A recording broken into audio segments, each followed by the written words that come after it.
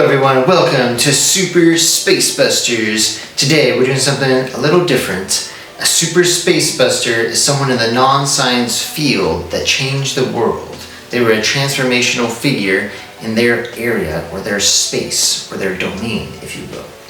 In this case, we all know him, we love him. Today's Super Space Buster is none other than Babe Ruth, or the Great Bambino, or the Sultan of SWAT, or whatever, the Babe. You know him as the Babe. We all know him, we love him, Babe Ruth.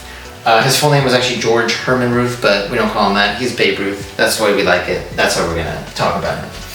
Okay, he lived from 1895 all the way to 1948, and he was mostly with the New York Yankees and Boston Red Sox. He actually began his career as a pitcher for the Red Sox all the way back. I believe he started in 1914 was his first year, and he actually was a very great pitcher for a long time, and he won like 3 championships with the Red Sox. Pretty epic. There could be a whole career on his pitching, but no one really cares about pitching. No offense. Just kidding.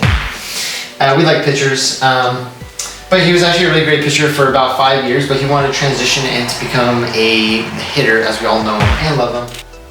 Another mention, he has like a bunch of nicknames here, but what's funny is I like to call him not Baby Ruth, which is kind of funny because I always thought about when I was a kid, I always had these Baby Ruth bars and they're delicious, but Baby Ruth is actually not named after him. At least that's what the company said. The company actually named this bar, and they actually named it around the time that Babe Ruth became famous, around 1920. They actually named it after Grover Cleveland's daughter, the former president, Ruth Cleveland, which is kind of weird, kind of crazy. It's possible that they didn't want to get sued by Babe Ruth because at this time he was a huge celebrity, so maybe they didn't want to get sued. We don't know. Okay, another fun thing I like to say here is he's a super space buster because he lived larger than life, and because he was larger than life, although he had, this is kind of a funny factoid about him, he had tiny little legs.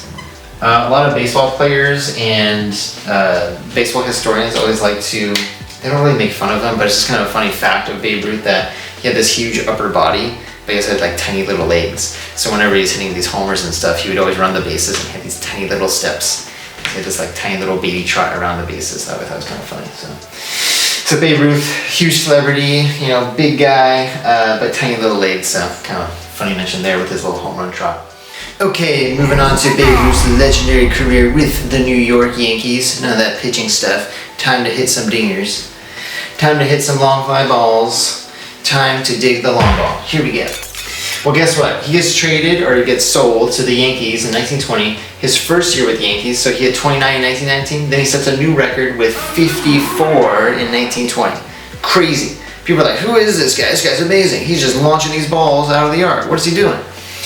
What's he eating? Well, he's eating hot dogs. I mean, that's a superpower. I don't know. Anyway, so he launches 54 home runs here, and then in 1921, it's crazy, he hits 59 home runs. Nearly hit 60. Amazing. At this point, he becomes kind of like this legendary figure, and all these people have to go and see this crazy guy who's just launching all these home runs everywhere. So I just wanted to show like his career really, once he started hitting full time, he really just starts launching the ball all over the yard. And people have never seen this before, so this is just crazy. They're like, who is this guy? What's going on? So everyone's flooding the stadium at New York. Well, New York actually shared a stadium. I forget who they actually shared it with, but once they start getting this extra publicity in New York, they then decide to open up a new stadium. So they open up, in 1923, the brand new Yankees Stadium, which is, I believe it's still staying today, unless they changed it. I think they actually moved again or something. They opened a new stadium, I don't know. So they open up a brand new stadium, and he continues to have some great, epic, amazing years, hitting a bunch of home runs. And then we move on to 1927. He has his most epic year, probably one of the most legendary years ever, but I wanted to compare it to another player of his. This was had the, at the time they called it the Murderer's Row of the New York lineup there. Mainly it was 2 guys that I think of. There was a couple other ball players that were legendary as well. Babe Ruth hit 60 home runs this year, so he breaks his previous record. He hit 59, and I think it was the last game or second to last game of the season. And remember, this was a shortened season, so he did this in less games. So if he actually had the full season that we do today, he probably would have hit close to 70, almost the Barry Bonds mark. How about that? But anyway, I just wanted to show that because I thought it was kind of funny. They had this amazing year together. These two teammates, Gehrig and Ruth, had like their best years of their careers. And for some reason, the guy who hit 60 home runs, Babe Ruth, did not win MVP that year. Just kind of crazy to think about.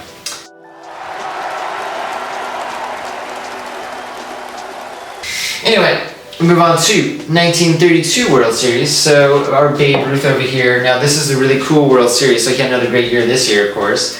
But in this World Series, this was against the Chicago Cubs, another notorious team that did not win for a very long time. So this is where he called his shot. This was the series in which he called his shot. And he did this in the World Series. Now at this point, he had already been in many World Series and had won championships, and he already hit home runs. And actually in this game, I believe he hit 2 home runs, including the called his shot home run. The question is, did he actually call his shot? So, this is what happened. So he hits a home run earlier in the game, and he comes up to bat. Now, when he comes up to bat, he gets 2 strikes on him. So at the count, I believe the count was like 2-2 or something, but he has 2 strikes on him. And he goes like this. He goes something like this. It looks like he raises like 2 fingers. There's actually an image that I'll show you guys on the video. So he holds up like 2 fingers like this. And people after the game, like, oh, he called a shot. But he goes like this. So, but also fans at the time apparently were jeering. In baseball, used to be a lot more jeering and like, I mean, crowds still yell and scream and everything, but it used to be a lot more like jeering at players and people would like throw stuff and everything. So there was a lot of jeers from the crowd. A lot of people were like booing and everything. But Babe Ruth goes like this. I think he was calling for hot dogs from the vendor, but that's another point. But people actually think like he was just saying like 2 strikes on the count, like, hey, I'm not out yet kind of thing. That's what I was thinking. Another teammate in the Ken Burns documentary talks about it, about the baseball documentary, that he thinks there's just 2 strikes. Kind of like saying like, hey, I only got 2 strikes on me, man, you know. But the next pitch, he ends up belting the ball over center field, and so because he raised his hand, it looks like he's calling his shot to say, I'm going to hit this out of the park. And sure enough, he hits another home run in that game, hits it way over the center field fence, hits a home run, and everyone's like, oh, he called his shot. After it became this legendary story, like this myth grew. They ended up winning the series and won the game. So it just became like this legendary kind of mythical, like he called the shot in the World Series and he hit a home run and it was crazy, and he's like, oh, I'm gonna hit it right there, but actually I'm just calling for some hot dogs or something, I don't know. Now, the other thing about him being a super space buster, to dive in here, this was a paradigm shift in baseball. So his whole career, where he's launching home runs, he's always swinging for the fences. Remember that, folks. He's always going big.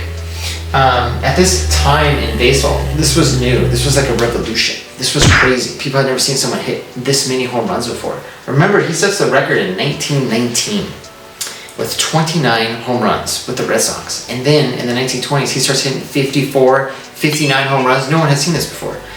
Before that, if you hit 20 home runs, that was crazy. So 20 home runs was kind of considered like a very high mark, even like in the teens and stuff. This was a paradigm shift in baseball because the era before him, about 20 years, there's this thing called the dead ball era in baseball history. And during the dead ball era, players, most notably Ty Cobb, and there's a pitcher, Walter Johnson, was very noted for, a lot of pitchers at this time were for doing the spitball and stuff, where they would like literally spit on the ball and they would scuff it up and put other nasty stuff on it. And they would reuse the ball. So like when it gets a foul ball, fans would launch the ball back in and would just reuse the same ball. And what happens is, as you keep hitting the ball, it just gets weakened and it gets like deader and flatter, and it gets harder to hit, so it's not gonna launch as far. That's one reason why there were less home runs before Babe Ruth comes online here. So that's one possible reason, was the spitball. Historians also think that just historically the game of baseball had developed as this more strategic game. So the most notable player that was Ty Cobb, who was kind of a weirdo, kind of a mean dude, but whatever. But he was like a nasty player, but a lot of players would play strategically. They would do bunts and steal bases and really try to just move players around the bases and get like 1-2 run leads, get really low scoring, hit singles, hit for average, not for power. That was the key. So they also used to choke up on the bat a lot. So they were really trying to focus on contact, not getting strikeouts, and really just kind of moving the base around. Everyone had thought of it as more of a strategic, kind of simple game. It was very simple, kind of like, sometimes you would launch the ball, but that was not the main feature of the game. Everyone thought it was all about fundamentals. Well, Babe Ruth comes along and says, I got your fundamentals right here. Chucking this ball out the yard. Bang, bang, boom. Here we go. the home run is way more valuable than people really thought, because you can drive in more runs with one hit rather than hitting small, because you're only, remember, a single only usually moves the base, moves players on the bases like 1 or 2 bases. You know, maybe you go for singles and doubles. Well, the home run solves the whole problem. I'll just hit it out of the yard, then I go home right away, and I can bring anyone with me. So, became infinitely more valuable hitting a home run. And people didn't really recognize that until Babe Ruth comes on and starts swinging with a huge uppercut and says, "We're going all the way. I'm calling my shot. Give me a hot dog. We're going home run. Here we go." Okay, so anyway, I just want to talk about that's why he's a super space buster. He changed the game of baseball forever. Now we got home runs everywhere. It's crazy. It's awesome. Our boy Babe Ruth, the Sultan of Swats, the great Bambino, the Babe Ruth. You know him, you love him. So if you want to be a super space buster, remember, be like Babe Ruth and swing for the fences. See you next time.